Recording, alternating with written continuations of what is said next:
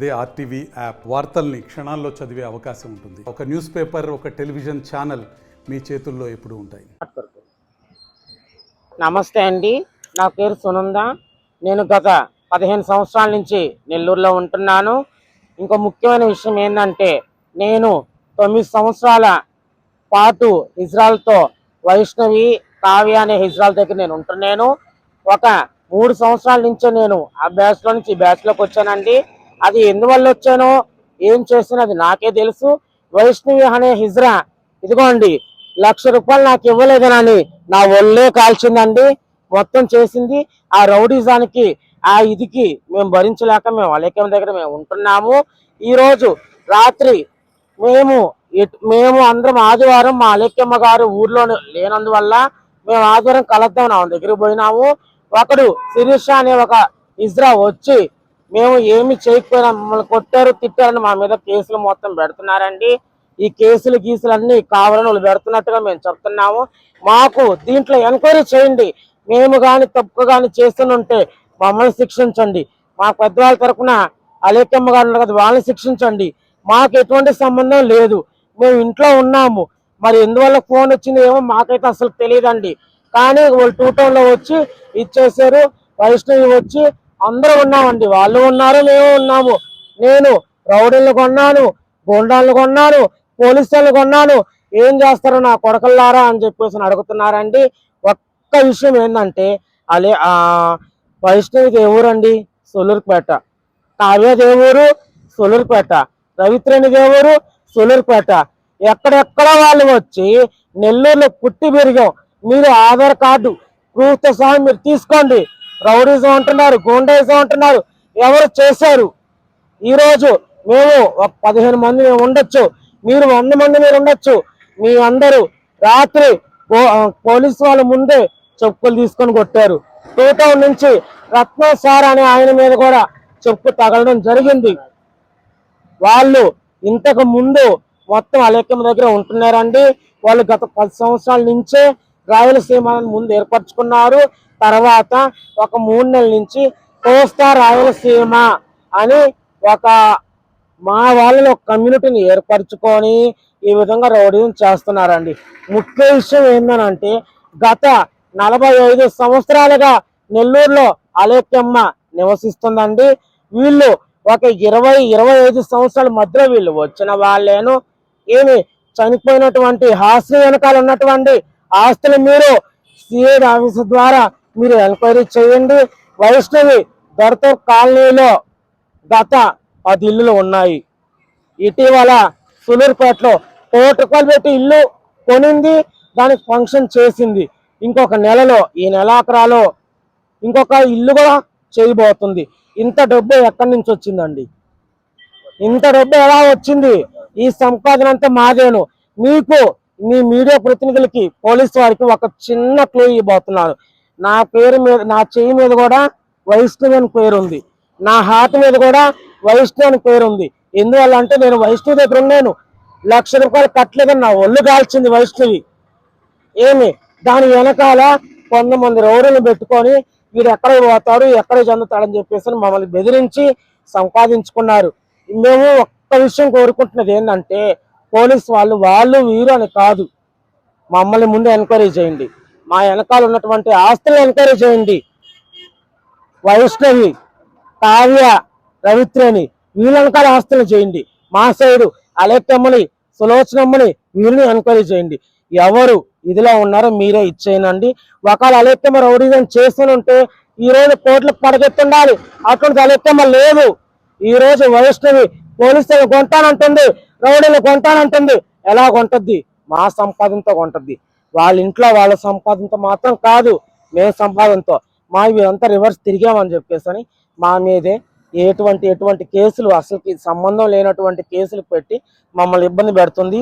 ఈ విషయం మీడియా ప్రతినిధులు, పోలీసు వారు, ప్రతి ఒక్క వారు గమనించగలరని చెప్పేసి మేము అనుకుంటున్నాము.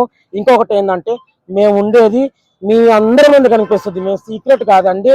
మేము ఉండేది ఒక 20 మంది మాత్రమే మేము ఉన్నాము. వాళ్ళు ఒక 100 మంది కూడా ఉన్నారు, వాళ్ళు ఒక 100 మంది కూడా ఉండొచ్చు.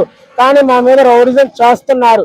మాకు వాళ్ళ వల్ల వైష్ణవి కావ్య, రవిత్రేణి వీళ్ళ వల్ల మాకు ప్రాణహాని ఉంది, మీరు రక్షించగలరని చెప్పేసి మీడియా ప్రతినిధులని టూటన్ వాళ్ళని మేము టూటన్ సమీక్షలోనే మాట్లాడుతున్నామండి. ప్రతి ఒక్కరూ మమ్మల్ని మా విషయాలన్నీ గమనించి న్యాయం చేయండి. వాళ్ళు అంటున్నారు పోలీసు వాళ్ళు అమ్మక వాళ్ళు కాదు, మీడియా ప్రతినిధులు అమ్మ వాళ్ళకి అయితే కాదు. వాళ్ళు అంటున్నారు వాళ్ళు కొంటాం వీళ్ళు కొంటామని. మీ డబ్బు ఉంటే మీ దాకా ఉంచుకోండి, మా దాకా అయితే వద్దండి. ఈ విషయం ప్రతి ఒక్కరూ తెలియజేసుకోమని చెప్పేసి మా గ్రూప్ తరఫున, అలేఖ్యమ్మ గ్రూప్ తరఫున మేము అప్పుడు అలేఖ్యమ్మ గారి దగ్గరే వైష్ణవి, హాసిని, కావ్య, రవిత్రని వీళ్ళందరూ పలానా అలేఖ్యమ్మ దగ్గరే ఉండేవాళ్ళు. ఏమి ఆమె దగ్గర ఉండే రాజకీయాలు మొత్తం బటువు తీసుకున్నారండి.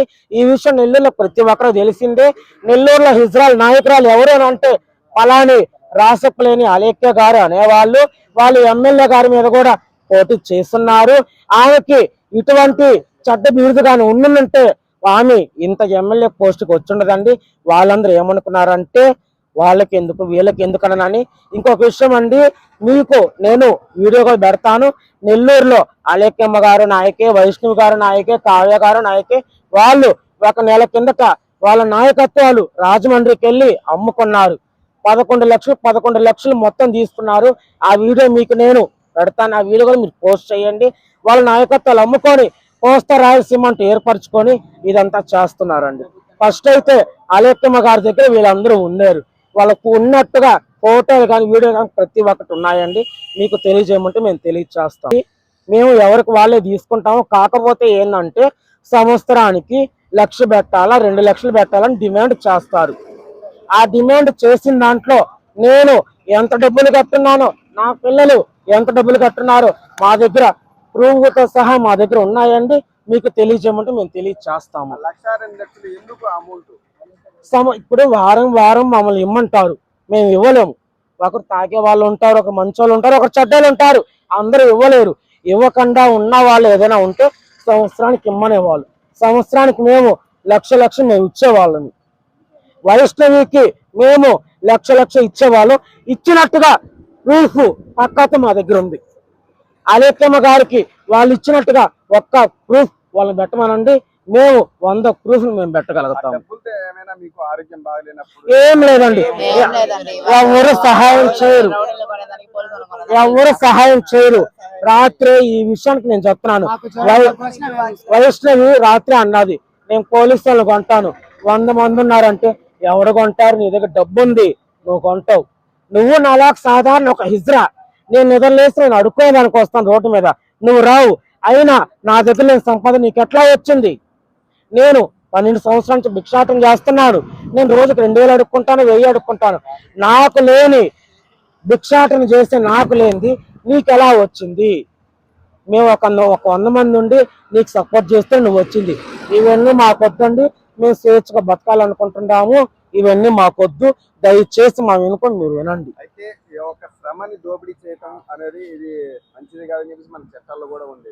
అటువంటి చట్టాలు మీ శ్రమని దోపిడీ చేస్తుంటే మీరు పోలీసులు కానీ న్యాయస్థానాన్ని అలా తెలుసుకొని ఈ రోజు ఉండబట్టే మేము 15 మంది ఉన్నాము, వాళ్ళ దగ్గర 100 మంది ఉన్నారు. 100 బలకానికి తగ్గట్టుగానే వాళ్ళు విలువిస్తున్నారు. మేము 15 మంది ఉన్నాం. న్యాయం అన్యాయం ఎవరు ఎత్తకట్లేదు, ఏ పోలీసు వారు చూడట్లేదు, ఎందువల్ల చూడట్లేదు? డబ్బుకి మీరు అన్యాయం అవుతున్నారా? లేదు కదా.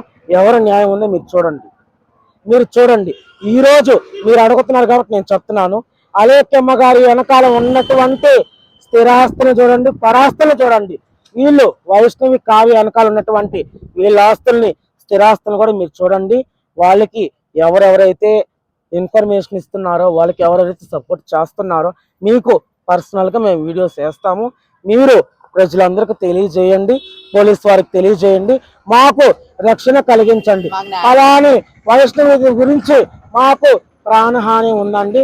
ఇదే నేను చెప్పుకోదగ్గ విన్నపం. మరిన్ని వీడియోస్ కోసం ఛానల్ ని సబ్స్క్రైబ్ చేయండి. లేటెస్ట్ అప్డేట్స్ కోసం వాట్సాప్ ఛానల్ ని ఫాలో చేయండి. అండ్ లింక్ డిస్క్రిప్షన్ లో ఉంది.